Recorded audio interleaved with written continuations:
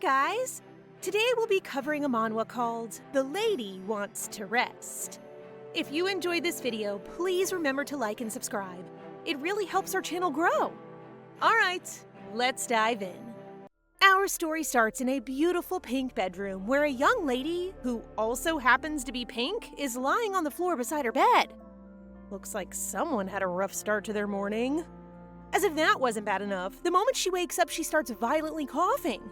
It seems this isn't new to our protagonist, who, despite her young appearance, has already lived 54 lives. As you can imagine, she's pretty sick and tired of waking up in different bodies every time she dies. Death can be pretty exhausting, you know? Fed up of her eternal existence, she decides to take things easy this time around. It's high time she took a break. Just as she's decided this, a lady rushes in calling her name, Ruia. She scolds Ruia for being lazy, comparing her to her mother and calling her useless. Who is this lady? And whatever happened to good morning? Ruia finds the courage to politely ask her to shut her mouth. For a little context, our protagonist is Ruia di Grandia, the 18-year-old illegitimate daughter of the Luxon Duchy. The unfortunate thing about Ruia is she is pretty sickly and currently suffering from a pretty serious fever. She also gets picked on by the servants, mostly because of her cruel stepmother, heartless stepbrother, and negligent father. The perfect setup for a totally dysfunctional family. Her stepmother, Duchess Margaret, is already screaming at her for being rude and insolent. But Ruia isn't such a pushover. She stands her ground and politely asks the Duchess to leave her room and let her recover from her illness. Duchess Margaret is clearly spooked by her sudden change in attitude and finally leaves after a glare from those ruby red eyes. Once she's alone, Ruia examines her new body and her prospects for this next life. She's undeniably gorgeous, but that could pose a problem. If she wants to live lazily this time around, the easiest thing to do is become the neglected wife of a man with no ambitions. While he's off flirting with other women, she can stay at home, spending his money in peace. Sounds pretty perfect, don't you think? Unfortunately, she can't relax just yet. A moment later, Margaret returns with backup, her horrible son Viscount Sven. As the eldest son of Grand Duke Luxon, he can do and say pretty much whatever he wants, unlike Ruia. Frustrated, Ruia tells him the truth, that the Duchess barged in and called her a lazy idiot, insulting her real mother. An introduction like that doesn't deserve respect if you ask me. Sven immediately starts berating her, but is cut off by his younger sister, asking if he's just using this incident as an opportunity to demonstrate his power in the family. Ouch! Shots fired!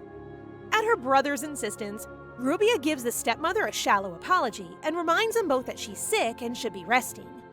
Sven is surprised, but gives up, hurrying his mother out of the room at once. Finally, the young lady gets a chance to nap, but not even sleep can bring her peace. For the first time in a long time, she has a dream, some kind of precious memory from her past life. No matter how many times she's reincarnated, it never gets easier to readjust. Even now, Ruia finds herself asking after the loved ones she will never see again. Poor girl, I don't know how she can stand it. Looking for a pick-me-up, she heads to the dining room for some food. The maids try to tell her there's none left, which is ridiculous.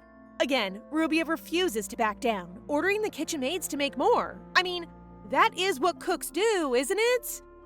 A few moments later, a bowl of literal slop is thrown in front of her, as if she's some kind of mongrel. Wow, this woman is just asking for trouble, so it's no surprise when Ruia gets up to give her a slap. Good for her, that's exactly what I would have done, though I get the feeling this is going to land her in serious trouble. She reminds the kitchen maid that insulting the first daughter of a Grand Duke is like insulting the Duke himself. Is that what she's trying to do? Terrified, the maids get on their hands and knees to beg for her forgiveness. Ruia gives them one more chance and sits back down, patiently waiting for her beautiful steak and pasta lunch. Well, that's one small victory, but the life of a young duchess like Ruia is filled with trials and tribulations. Really not ideal for an exhausted soul on their 54th life. Even if she does gain the respect or fear of the palace staff, she can only live in peace for so long before she's due to marry an imperial prince. Any other girl would be thrilled. The Western Empire's fourth prince has no chance of inheriting the throne, but his skills and good looks rival even that of the crown prince. That means he'll be ambitious and probably involved in politics all his life. So it looks like task number 1 is finding a way to scrap this marriage. Right on time, a guard summons the young lady to her father's office, presenting her the perfect opportunity. Rubia's father is surprised to find his daughter strong and confident today. Her personality appears to have done a complete 180 overnight. If he only knew. As you probably guessed, he called her here to caution her about the incident with the step monster and ask her to toe the line in future. Rubia decides to strike out and tells him that's not possible, but no worries. From now on, she promises to take care of the thorn in his side and leave the Luxon Duchy for good. The Duke is so stunned that he literally can't speak. Rubia takes that as a yes and thanks him for raising her, wishing him good health and saying her goodbyes. He doesn't even try to stop her. Who let this guy become a father? A few hours later, she's packed her few belongings and is heading for the door. After he's recovered from the shock, the Duke orders a knight named Sir Ervo to secretly follow his daughter until she returns. Clearly, he doesn't think she's serious, but in case she really does intend to leave for good, he gives Ervo permission to bring her back by any force necessary. Meanwhile, Rubia has just left the estate. As she was leaving, she was caught by Sven, who tried to stop her. When he realized how determined she was, he gave her a magic necklace with a beautiful blue sapphire inscribed with the Luxon crest. That will certainly come in handy if she runs into trouble. Luckily, she has an ally to join her on this new adventure. Marie, the only servant girl who was ever on her side. Determined to join her mistress, she packed up all her things, ready to follow Rubia to the ends of the earth if she has to. Is it just me, or is this girl kind of adorable? She ran out of a stable job just to follow her friend. Although, it would have been good if she'd ran out with some savings. Now they're just two broke girls with rumbling stomachs. But Rubia isn't worried. She's taken such a liking to Marie that she promises they'll eat all her favorite fancy foods for dinner tonight. That's a nice idea, but where are they gonna get the money? A short while later, they visit a music store where Rubia asks to borrow a handheld harp for a couple of hours. That's right, her genius plan to make enough money for a steak dinner is busking. I hope Marie is keeping her expectations low. They find a pretty spot overlooking the river. Marie holds out an empty hat for tips while her mistress begins to play. And what do you know, she's pretty good. Really good, actually. This is a skill she's carried through all her previous lives, though she hasn't always been lucky enough to afford an instrument of her own. Within minutes, they've collected a small mountain of gold. People are already begging to hire her for private events. Damn, how good is this girl? They sneak away just as a fight is breaking out and end up walking through the back streets. Marie is shocked at the amount of gold they were able to earn, especially since Rubia hasn't ever played an instrument before. It's a good thing she's so obsessed with her mistress. Marie isn't hard to fool. Now that they have cash, they can go to a super fancy restaurant and eat all the food they want. They discuss their future plans, and Rubia announces she has plans to visit Lynette. For context, Lynette is a free city in the Western Empire that doesn't belong to any lord or lady. It became famous for the prestigious Lynette Academy, kind of like a university for the gifted youth of the Empire. The girls manage to secure a suite for the night, planning to get the first boat to Lynette in the morning. Marie is already worrying about the money. Sure, they got some cash, but a room is expensive, not to mention the boat fare. But as usual, Rubia doesn't seem the least bit concerned. While she's taking her bath, Marie asks her more about the academy. Rubia wants to study there. Well, actually, she wants a free room and food. Plus, exam results matter more than attendance at the academy, so it's not like she'll have to knuckle down and actually study. Of course, she's got no idea which major she'll pick, but that hardly matters. After 54 lives, you pick up a few things. I'm sure she'd be top of the class in whatever she chooses. The next morning, Rubia heads out early to run some errands before the boat trip, and to reveal Sir Ervo lurking outside the door. Apparently, she knew he was there the whole time.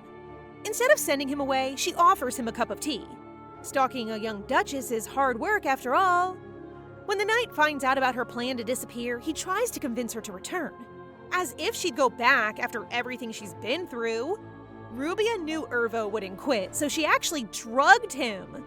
The girls shift him onto a bed and leave a little note warning him to leave them alone in future. Not like he'll have much choice. They're already on the boat out of the Duke's reach. After 3 days at sea, Rubia is bored and grumpy. Marie, on the other hand, is excitable as ever. It's her first time seeing a big city, so it's only natural. But the young lady Luxon isn't new to Lynette. In fact, in one of her previous lives, she was a young orphan being cared for by a kindly teacher who took in several students and founded a school. Can you guess what it was called? That's right, Ruia was actually there when the academy and the city as a whole was founded. And get this, it was named after the teacher. How sweet! A small school built for 5 lonely orphans became the most prestigious institution on the continent. You can see why Ruia wanted to visit. Obviously, a lot has changed in the past 200 years, but it's still got the same warmth as it did in her past life. After successfully submitting her application, Ruia is given a date for her entrance exam, 1 week from now. Marie is excited, nervous, and determined all at once, and promises to earn a living for them both in case she doesn't get in. Yeah, right, as if a 1,000-year-old being could possibly fail to get into the school she founded. Although, the competition is fierce, and she's a little out of touch with the admissions process. But in the meantime, they get a free room and food until the successful applicants are announced. She sends Marie back to the room with their luggage, while the young Duchess heads to the library to get some studying in. At first, she thinks it'll be boring, but it's been a long time since she's had a chance to just sit down and read. Her previous lives have been vicious, filled with struggle and schemes and painful endings. So if she ended up a scholar, things really wouldn't be so bad. She reads until the evening and decides to head to her new quarters, when all of a sudden, a girl covered head to toe in bows appears. Is it just me, or is anyone else getting bad vibes already? There's something about her smile.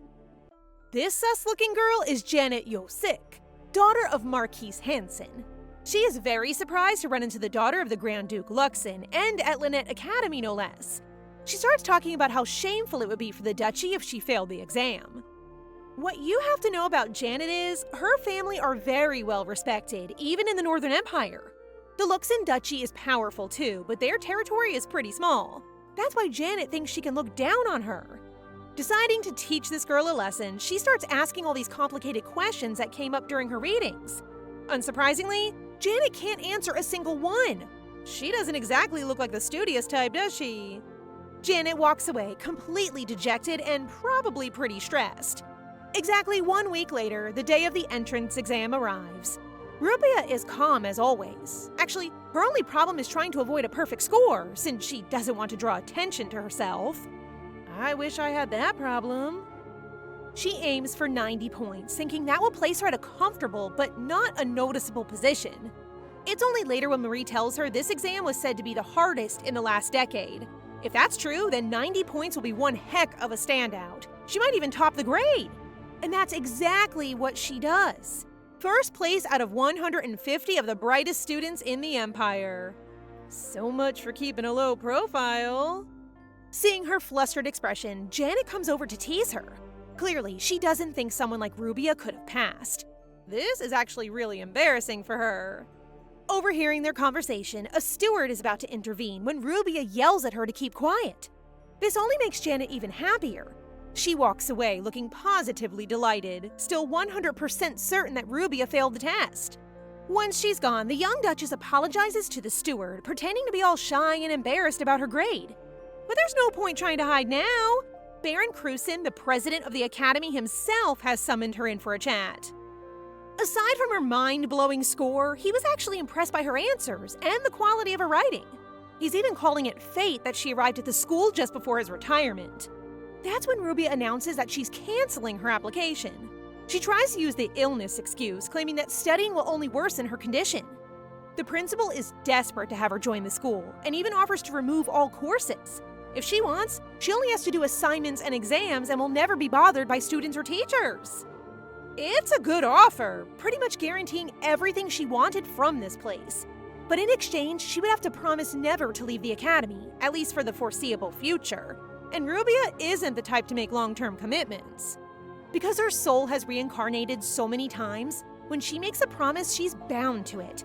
That's why she can't make decisions like this so hastily. She's just turning for the door when her conscience begs her to stay. It seems he reminds her of someone. Sighing, she reconsiders, stating her conditions. Not long after that, the girls are shown to a beautiful private dorm that's been prepared just for her. Her two main conditions were that her family would not be informed of her location, even if something happened, and she asked that her identity and her test result remain a secret. Baron Cruson was pretty disappointed, but still, he accepted. Marie is also pretty sad that she can't tell everyone back home how amazing the young Duchess is doing. But all Ruia wants to do is sleep. I mean, she did just pass an exam. Can't she have that much at least? Apparently not. Marie is forcing her to go outside, make friends, and most importantly, to date. As it turns out, her fiancé, the fourth prince, is here in the Lynette Academy. Oh, that's just great. Of all the schools he could have chosen! He's a prince, isn't he? Why isn't he studying in the Imperial Palace? If things work out according to her plan, the fiancés won't have to meet. She can graduate in 4 years, spend a little more time lazing about, and hopefully her family will break off her engagement once they realize she's not coming back. Satisfied with her plan, Ruia falls asleep. Like, deep asleep. Like for 72 hours! Poor Marie is all moody when she wakes up. Luckily, the promise of food quickly cheers her up. And since the free food is only given to students, poor Marie hasn't been eating anything besides bread for the last 3 days. When Ruia hears that, she decides to go out and make some more money. Her poor maid is going to need it. She gets all dressed up, even fancier than usual, making her poor maid worried again. Don't stress, guys, she's not up to anything dangerous. But before we can find out how she plans to make money this time, Ruia gets caught up in an argument between a noble student and a commoner student. It's not unusual for divides to form like this at the academy, but this girl is being particularly cruel. Ruia didn't actually want to get involved, but Marie couldn't stand to watch, especially when the noble girl made the commoner get down on her knees like a dog to apologize. So she casually flicks a rock at the back of the bully's head. Hard. The girl recognizes her at once, and Ruia forces her to make a proper greeting. She introduces herself as Maina, but her posture's a little lacking, especially for someone who's just preaching about noble manners. Ruia decides to correct her, making her practice it again and again until she gets it right. By the time she's satisfied, Maina is humiliated and runs off back to her dorm before she can do anything else. Marie is now even more obsessed with her mistress than before, if that's even possible. The common girl is also very grateful. She introduces herself as Melia and promises to never forget the favor, even though the princess still insists she wasn't trying to help. Oh, Ruia. She acts like a tsundere, but we can all see she's a softie at heart. Little does she know they had a secret audience watching from a balcony above. Looks like we'll be meeting the princes a little earlier than Ruia had planned. One of them is clearly the fourth prince, and the other is his brother Ezekiel, who seems surprised at how beautiful Ruia is in real life. The lucky guy engaged to her is called Orene. And if you were looking at his eyes thinking, wow, those are pretty, you're right. But they don't just look good. Orene has a gift known as the Watcher's Eyes that allow him the power to see the core of things. They also give him the right to become the emperor, since only one of the emperor's children typically inherits them. Even though he has a strong claim on the throne, the other princes are still competing against each other for their birthright. Though Ezekiel doesn't seem particularly motivated. He was more excited by the sight of Ruia and keeps asking Orene if he thinks she's pretty. Duh, who wouldn't? It seems like this year at the Academy is going to be an eventful one. The Crown Prince, Prince Wills, has returned to Lynette as a teacher after graduating just 2 years ago. Ezekiel is not happy about having their big brother watching over them. Wills is definitely planning something. Meanwhile, the girls have arrived at their second stop to earn some cash, although Marie is a lot less happy about this one. Turns out the reason Ruia got all dressed up was to go to a casino. Yikes! It's not a good look for a princess to be gambling. That's why Ruia's real goal here is to find cheats and liars and call them out. It's sort of like a Robin Hood gig. She'll only take money from the villains. Plus, as you've probably guessed, she was an expert in spotting scammers in her past life. She starts with a simple gain of dice to get some more cash, and then heads to the big tables for the real fun. They take a little lap around the casino floor looking for cheats and scammers. It doesn't take long to discover a man on an amazing run. Half the guests are crowded around him, blinded by his beauty and skill at cards. Just one look at him and Ruia can tell he's up to no good. When he catches sight of her, he offers her the chance to play against him. I guess he's looking for an easy win. something tells me this isn't going to go quite how he's expecting it. Nothing particularly exciting happens in the first round. The handsome stranger wins 5 rounds easily, flashing his charming smile at her as they play game after game. By now, Ruia has figured out his trick. He's using his mana to switch the positions of the cards and give himself the high ones. It's a smart tactic, mostly because it's almost impossible to spot, which makes it impossible to beat. That is, for anyone other than Ruia, of course. The viewers are totally enthralled, thinking he must be some kind of genius. But now it's her turn. Ruia reveals an equally impressive hand, putting them on a level playing field at last. At this point in the game, it would make sense for the handsome stranger to use his telekinesis, since he can win just by swapping out a single card. Ruia can feel his mana, and can even tell exactly which card he swapped. He lays down his final card, confident that he's earned victory. That is, until his opponent reveals a royal straight flush, stealing the victory and earning herself a small fortune. Pretty badass, don't you think? In case you're still scratching your head, let me explain. Our protagonist relied on his precious tactic, knowing exactly when and how he would use his magic once he revealed his hand. Like the missing piece of a puzzle, she used that information to engineer a near impossible hand for herself, beating him at his own game. They just earned enough money to take care of Marie for quite some time. As they're leaving the table, the cheater asks for her name, keen to meet again sometime. She introduces herself as Ruby, as if that's gonna keep her true identity a secret. There's literally a 1-letter difference. After their adventures at the casino, the girls head to a fancy restaurant for their hard-earned steak dinner. While Marie is gushing over their cash, Ruia thinks back to the game and realizes something. Her opponent definitely knew that she cheated in the last round, but he didn't call her out. I can't tell if that's a stroke of luck or a very bad omen. She starts to wonder about his identity. It's no ordinary feat for a person to use magic so seamlessly, especially without revealing themselves. He must be an expert, a very rare breed in this empire. Knowing his age and ability, he could only be one man, the Crown Prince himself. Surely not. What would the Crown Prince of the Friedhelm Empire be doing in a random casino in Lynette? But then again, his brothers are here. Is it really so impossible to imagine? Either way, Ruia is determined not to meet him again, so she puts the handsome stranger out of her mind.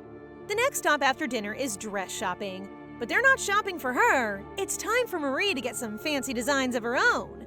Like any loyal maid, she protests, but Ruia won't hear a word. Besides, it's worth it to see Marie looking so cute. After a long day of shopping and gambling, Ruia is planning to have another 3 days worth of sleep. Iconic, if you ask me. But guess who comes knocking at her door? None other than Prince Orene himself. Fortunately, he's not here for personal reasons. He's a student representative, so it's his job to give students a slap on the wrist for breaking the rules. Seems like the school has already caught wind of her little casino trip. Since this is a pretty severe incident, she'll have to attend a disciplinary committee meeting first thing in the morning. Any other student would probably be freaking out, but Ruia doesn't care. Actually, this is a good thing. If she gets suspended, then she won't have to attend class or do any assignments for a while. Unfortunately, that's not what the committee decides. Instead, she's ordered to clean campus as a punishment. She asks for a harsher punishment, clearly trying to get herself some time off. No matter how much she acts like the perfect student, Orene can use his powers to see through her lies, so she owns up and admits she'd rather be suspended. He didn't want to give her such a harsh penalty on her very first day, but he gives in, awarding her a 5-day suspension. And what does she do at that time? Sleep. No, seriously, she sleeps pretty much the whole time and then takes a walk around campus. A lot has changed since she last worked here, and there is still one landmark that remains. A rock that the orphans carved into, immortalizing their love for Miss Lynette. Seeing it makes her sentimental, thinking of all the pain, suffering, and loss she has endured in her past lives.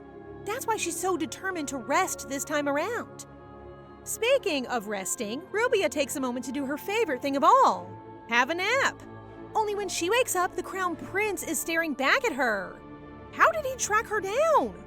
By now, she's already guessed that he was the one who reported her to the school, so she's not exactly happy to see him. He apologizes, sort of, and explains that he didn't have much choice. He's working as a temporary professor at Lynette, so there's kind of an obligation to report students gambling such huge amounts. That's what he says anyway. If you ask me, he should have reported himself. What What kind of teacher goes gambling and cheats? Anyway, that's hardly important now. Ruia tries to leave, but the Crown Prince is surprised. Isn't she curious about who he is? Yet again, she admits that she already knows. The prince seems impressed at how confident she is, even in front of a member of the royal family. She excuses herself to leave, then suddenly he bursts out laughing. I guess he's not used to people being so uninterested in the heir to the imperial throne. Something in his eye makes Ruia warn him not to fall in love with her, which would be funny if it wasn't already happening. Seriously, he seems like the type to fall head over heels for girls who ignore him. As he's clearly already taken an interest, he gives her a gift. Well, kind of. He actually just cleans her clothes, but you have to be impressed at how neatly and gently he handles his magic. After their interaction, Ruia is even more exhausted. This academy thing was meant to be her golden ticket to sleeping the next few years away, but here she is, already entangled with not one, but two princes. Buckle up, gang. I think we're in for a bumpy ride. On her way back, she runs into a boy being bullied by two bigger kids. It looks like they've all been assigned cleaning duty, but they're making the red-headed boy do all the work for them. The bullies recognize her at once and introduce themselves politely. They're both from respected families. Meanwhile, Visner, the one being picked on, seems more like a commoner. She ignores the other two and walks straight up to him, warning the boy to stand up for himself in future. Otherwise, he'll never get anywhere in life. Even when she pushes him, he refuses to tell on the others, so she decides to step in on his behalf, challenging them to a duel. That's more like it! Whoever loses the duel will have to do the cleaning. If Ruia loses, she'll become Visner's partner and help herself. That's when you know she's confident. This girl would do literally anything to avoid manual labor. But she's not talking about a magical duel. Oh no, she's suggesting a good old-fashioned sword fight. And to make things easier for them, she chooses a battered broomstick as her weapon. As you can imagine, that really hurts the bully's pride. The first one launches at her and misses, not even touching her dress. With tremendous strength, she throws him backwards and whacks him on the head, adding insult to injury. He tries to hit back, but she catches him mid-strike, forcing him to his knees. She may have won this battle, but she's also realized just how weak Ruia's body is. Honestly, what did she expect? She spent 2/3 of her time asleep so far. That's not exactly a recipe for muscle maintenance. Apparently, the boys aren't giving up just yet. This time, the friend joins in. They're both gearing up to attack again when Ruia twists her ankle. Thankfully, the bully's victim steps in at the last possible moment to defend her. He calls them out for attacking a woman and decides to fight them himself. If they lose, they must apologize to Ruia at once. That's a cute idea and all, but do we really think this scrawny kid can beat them both head-on? To Ruia's surprise, he stays calm and matches every strike with an appropriate defensive maneuver, picking the perfect moments to counterattack. But if he's so good at dueling, why was he letting them bully him? At the end of the fight, the boys are literally face down on the floor. Ruia takes it upon herself to patch them up. A fight is a fight, but an honorable opponent should still make sure their enemies are healed. She tells the bullies to brush up on the principles of knighthood, and once they're gone, Visner thanks her for standing up for him. She brushes it off and tells him not to bother with the cleaning they assigned him. Determined to return the favor, he asks if there's something he can do for her. Classic Ruia just tells him not to live his life as a coward. If people pick on him, he should fight back. He's supposed to be a knight after all. Visner seems touched and promises to be braver in the future. After a long day of putting the world to rights, Ruia wants nothing more than to sit down in a tavern for a hearty meal and a beer. Guess who's there to interrupt her peace? The bullies from earlier. Weirdly, they seem kind of grateful for the way she scolded them, and even buy her a roast chicken as a thank you. Ruia is a little surprised at their attitude. I guess a few beers can turn even the worst douchebags into charming boys next door. After sharing a few rounds together, she and Marie head home to rest. But if she was hoping to spend another 3 days sleeping, then Ruia is in for a surprise. She just received an invitation from Duchess Sophia Haynes, who wants Ruia to attend a little tea party.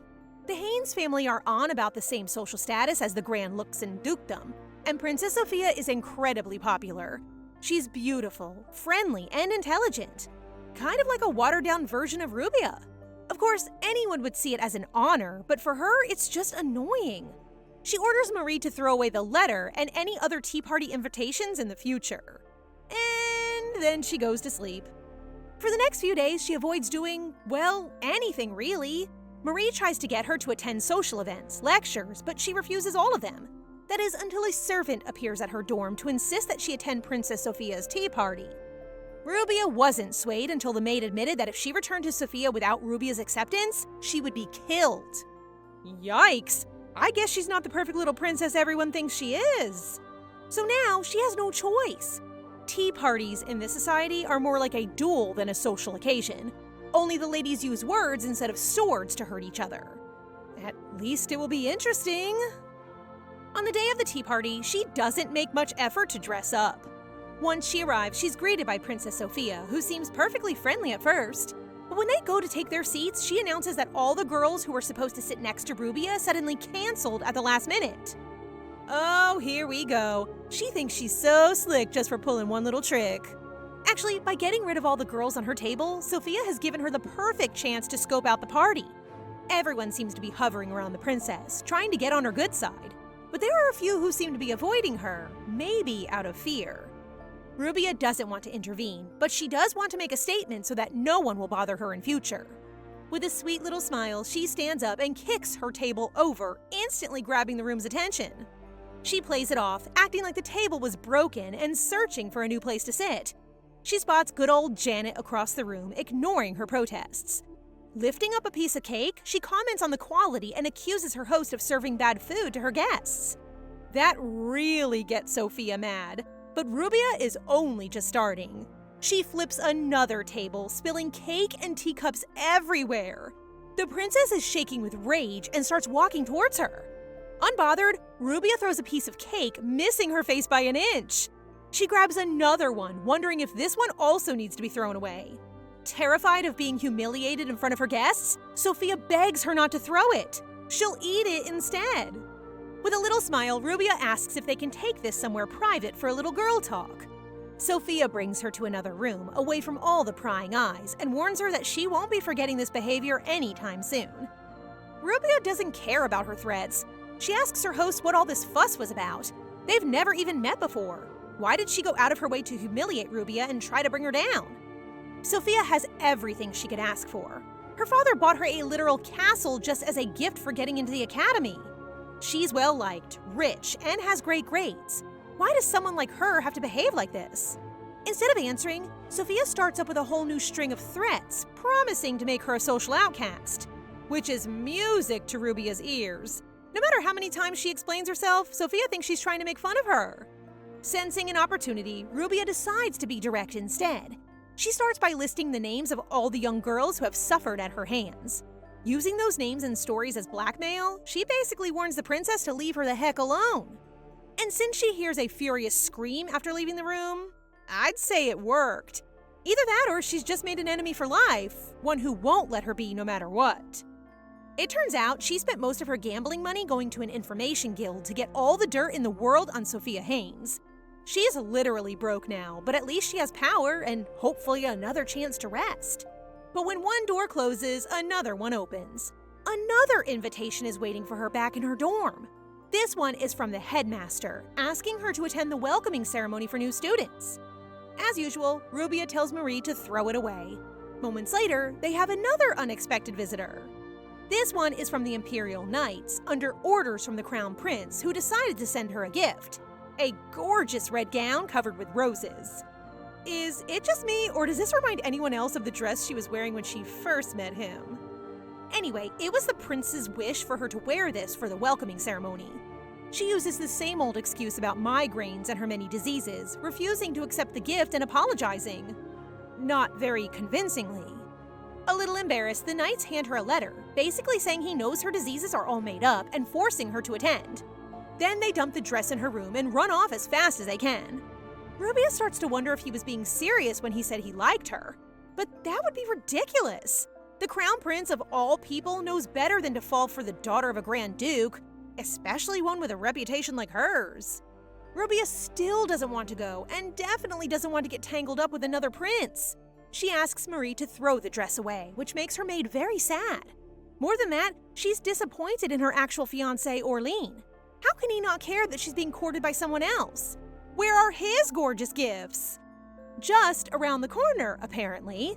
Literally seconds later, a butler appears with another gown from the fourth prince, also for the welcoming ceremony, but with a totally different style. I don't know about you guys, I think I prefer the first one. Is that just me? Anyway, she can't exactly show up to the ceremony in a statement dress from an imperial prince if she wants to avoid attention.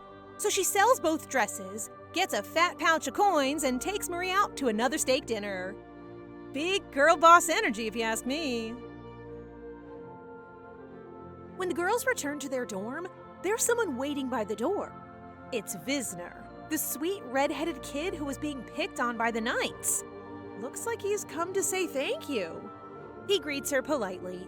He seems far more calm and confident than the last time they met. He did, in fact, come to express his gratitude, though Ruia tells him there's no need.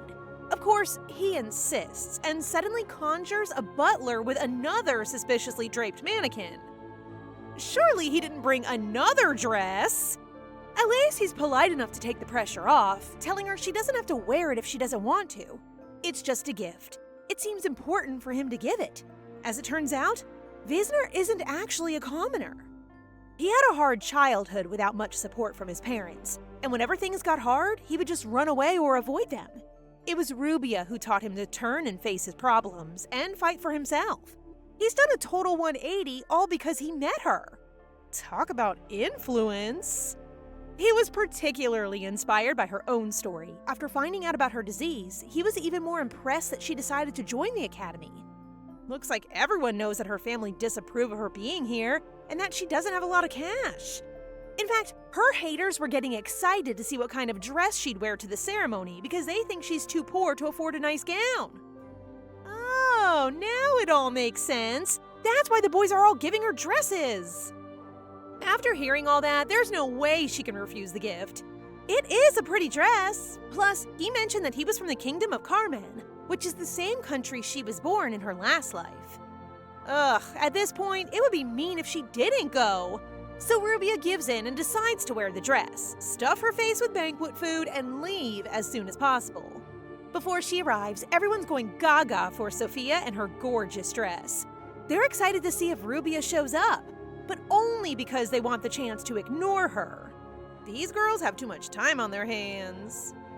While they're busy gossiping, one girl starts a rumor that Ruia cheated on the entrance exam. It does look kind of suspicious that her score wasn't published. Sophia is still playing nice, encouraging her cronies not to gossip and even acting like she's worried for Ruia. They think she'll turn up in the same dress from the tea party since she's too poor to afford a new one. When the lady of the hour finally arrives, Sophia's face is priceless. Everyone is blown away by how gorgeous and demure she looks. They can't stop staring at her. Marie wouldn't let her leave the room without a full face of makeup, though she hardly needs it. It's worth it for the others' reactions. Of course, Ruia is still a little uncomfortable with all the attention, so she tries to hide in a corner. But before she can get away from the crowds, one of the bullies asks her for a dance. You gotta give it to him, the boy's got nerve. Even though she beat him to a pulp just a week ago, he still has the courage to speak to her. I know I wouldn't. Not wanting to embarrass him, Ruia says yes, and actually ends up enjoying it. Sophia is getting more and more angry by the second, so the girls keep whispering rude things about Ruia's dance ability and how she's ugly on the inside. Would they give it a rest already? Wisner asks her to dance next, which seems to amuse them. Everyone thinks he's a commoner from a fallen kingdom, the perfect match for an illegitimate runaway daughter. But Wisner doesn't dance like a commoner. Can we just admit that he's kind of a catch already? Ruia seems like him. While they're spinning around the room, he admits that he's kind of jealous. He was hoping to be the first guy she danced with tonight. He asks to dance with her again at the next event, and she says yes. Mainly because it's nice to dance with someone who knows what they're doing for once. Plus, everyone in the crowd can see their chemistry from a mile away. The mean girls are still trying to rain on her parade and joke that no one from a respectable noble house would want to dance with her. Well, what do you know? The next guy to ask her for a hand is the crown prince himself. What was that about respectable noble houses? He probably thinks he's Mr. Casanova, suddenly swooping in for a dance. But Ruia has had more than enough fun for one night. She wants to go back to her dorm. She's also convinced that he's only trying to get close to her for political reasons. All those brains, and she still can't tell when a boy is falling for her. Cutting straight to the chase, she tells the Crown Prince that she's not interested, and he's not attractive enough to dance with her. Ouch! You would think that would bruise his ego, but if anything, the Crown Prince seems more determined after that. I don't think this guy's gonna give up easily. As she's walking away, he asks if she sold the dress. Apparently, it's illegal to sell gifts from the royal family without permission. Uh-oh. Ruia tries to resist his tricks, but you've got to give it to him. The prince is one smooth talker. In the end, she runs out of excuses and gives in. She spends most of the dance trying to step on his toes, which he uses magic to avoid. But she also opens up, telling him plainly that she doesn't like him. It seems he has another motive that he isn't revealing, and Ruia can't stand to deal with liars and cheats. At the end of the dance, the Crown Prince asks her what would happen if his feelings were genuine. If his only motive was love. She takes a moment before telling him coldly that she wouldn't accept a confession from anyone unless she loved them back. And it's pretty clear that's not happening anytime soon. Hoping to avoid any more drama, she leaves the prince dejected on the dance floor and returns to Marie, who is stuffing her face full of cake. Exactly what I would be doing if I got dragged to one of these balls. She takes a bite to eat herself, but the food is unexpectedly spicy. Just as she's about to choke, her fiancé shows up to hand her a glass of water. What is with these boys? Have they been standing in line all night waiting for a chance to interact with her? Ruia reluctantly takes the glass and allows him to sit and eat beside her. He starts talking about how they should try and get close since they're going to be married one day. Of all her suitors, he's certainly the most straightforward. His future wife, on the other hand, has no intention of getting close, now or later. When she doesn't respond, Orene realizes he's made her uncomfortable and gets up to leave. As he's saying his goodbyes, Ruia asks him not to approach her again if he has any ulterior motives. I guess living over 50 lives would make you suspicious, but does she really have to be this feisty? The fourth prince walks away, still trying to figure her out, while Ruia wishes they would just all leave her alone. We then get a glimpse of another past life where she fought beside her friends in a great battle. But her comrades perished, every last one of them. Just as things are getting really dark, Marie interrupts and they finally head back to the dorm. The principal pops up with the worst possible timing, as usual, but she manages to sidestep him with the excuse of a headache. Hearing him openly tell her to skip class whenever she wants certainly turns a few heads, though. At least we get a little more backstory to Ruia's previous life, the one that left her with so much trauma. She began as an orphan girl, living in the slums. Her world was turned upside down during a monster attack, but while the others ran for their lives, she gave up. Her life felt meaningless, and all she knew was suffering. What was the point of trying to resist? Inches away from the claws of a beast, she would have been ripped to shreds if it wasn't for a handsome young knight with dark hair. He was shocked by the look in her eyes. How could someone so young look so lifeless? She tried to walk away, but he refused to let her go. It's kind of funny, actually, seeing someone treat Ruia like a little girl. Little does he know she's about 1,000 years old by now. Despite her protests, the handsome young knight picked her up and brought her with him. She only agreed because it turns out he was the king of the nation. How was she supposed to say no to the king? Somehow, those memories made it into her dreams. She's still thinking of him when she wakes up. Leoford, the Sword King. He cared for her and wanted her to lead a happy, peaceful life. Well, we already know that didn't happen, and I have a feeling he didn't fare so well himself. All the more reason to ignore the boys chasing after her in this life and stay true to her goal of ultimate laziness.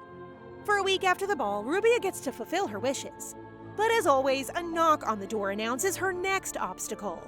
She tries to ignore it, but the knocker is persistent. It's the Crown Prince. She takes one look at his face and slams the door, pretending she's not in. I aspire to that level of pettiness. He starts laughing and threatens her with a punishment if she doesn't open the door. That's right, I nearly forgot. He's a temporary professor. I guess this isn't a personal visit then. He came because she hasn't attended classes literally once since the semester started. Of course, the headmaster already knows about Ruia's unique situation, but he hasn't cleared her from club participation.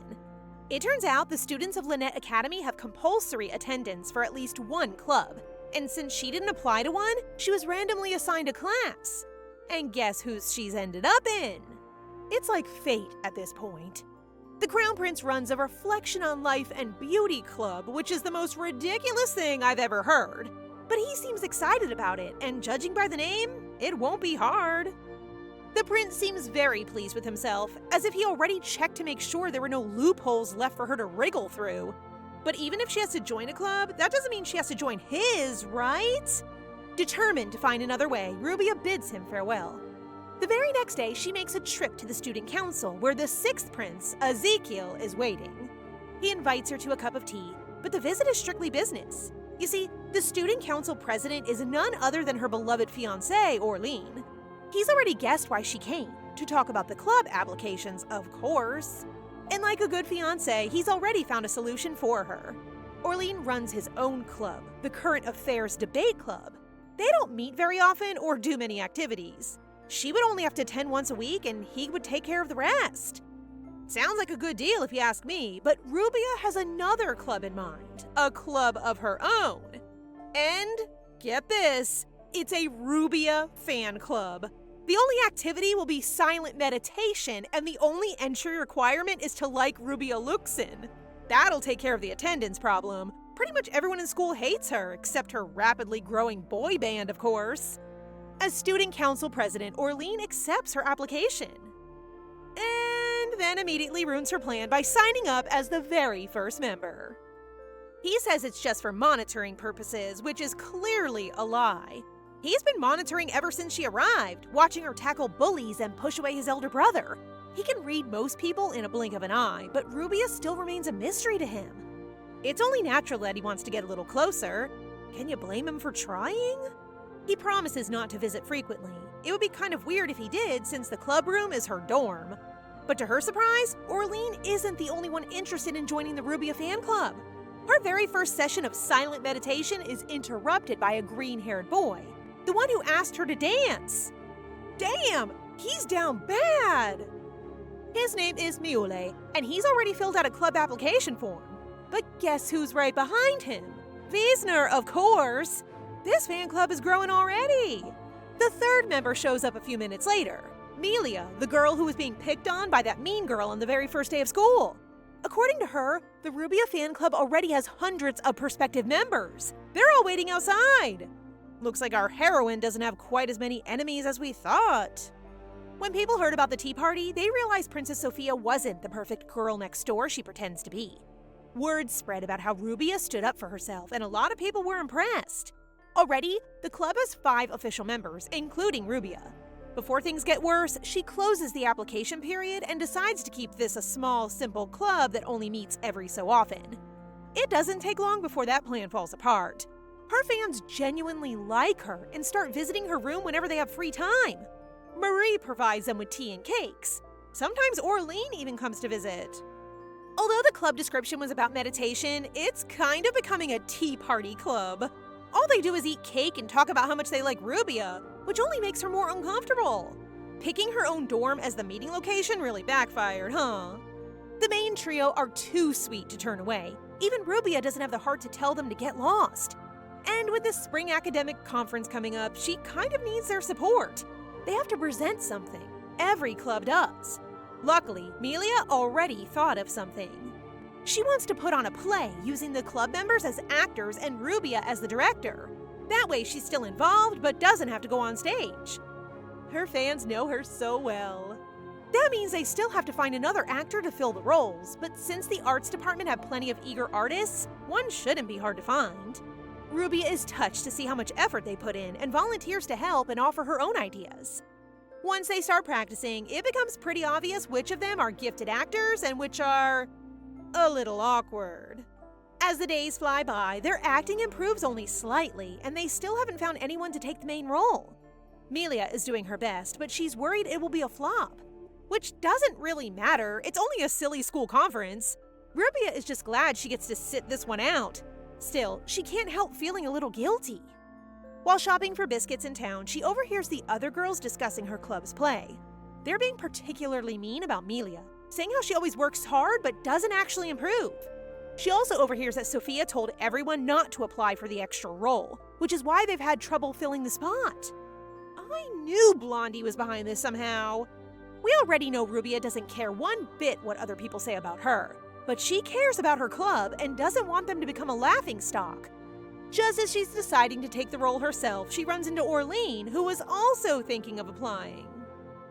He actually seems a little upset that he wasn't informed about the play. He is a member of the Ruia Fan Club after all. Being on the student council has kept him busy, but he's determined to help out, even if he can only attend a few rehearsals. And it's pretty convenient, since the two of them will take the lovers' roles. I'm sure Orene is delighted to hear that. Since most of the scenes are with each other, he asks her to come to the student council room to practice every so often. It's not like she's busy with class or anything, so she doesn't have much of an excuse. Back in the club room, Ruia announces that the last two roles have been filled and oversees their practice. A few words of encouragement make a huge difference to Milia's performance, and with a little demonstration, even Miule's awful acting can be fixed. At last, things are looking up. Everyone is a lot more relaxed now that they have a full cast, though they are a little worried that Prince Orene will be too busy to practice. When Ruia says she'll be practicing privately with him, Wiesner looks a little sad. Is it just me, or is anyone else more Team Wiesner than Team Orene? I don't know, he's kinda cute. He's not a prince, but he still made an effort to buy her a beautiful dress for the ball, and he's working hella hard to keep that club afloat. As agreed, Ruia goes directly to the student council room to meet His Majesty, who is already doing his best to memorize the lines. They jump straight into a scene. Their chemistry is next level, but Ruia squashes the romance and decides to skip the kissing scene. Damn, look at Orlene's face! He's so disappointed. He compliments her acting, though he's not bad himself. For a girl who's always complaining about headaches and keeps fainting in public, she seems pretty familiar with the stage. Ruia fires back that there's no need to pretend. He knows her chronic disease is a lie because of those eyes of his. Out of curiosity, she asks how much he can see through her eyes. The prince just knows she's tired, more tired than anyone he's ever met. Like his character in the play, he wants to be a source of strength for her, to heal her when she's down. Again, Ruia totally ruins the moment by ignoring all his swoon-worthy dialogue and instead gives him a gift. It's a doll. A very poorly made doll of herself for him to practice scenes with while she's away. If that isn't the most awkward gift she could possibly have given him, what if somebody saw that thing? It looks like a girlfriend pillow. Not long after, the day of the conference arrives. Of all the venues, the Ruia Fan Club is given the biggest hall in the academy and are scheduled to perform on the very first day. No pressure. This is obviously thanks to Sophia once again. But I get the feeling she's going to be very disappointed when she sees the club in action. And that's it for today, guys. What did you think? As always, don't forget to like the video and comment for the next part so we know you want more. Remember to subscribe and turn on notifications for updates. See you in the next one!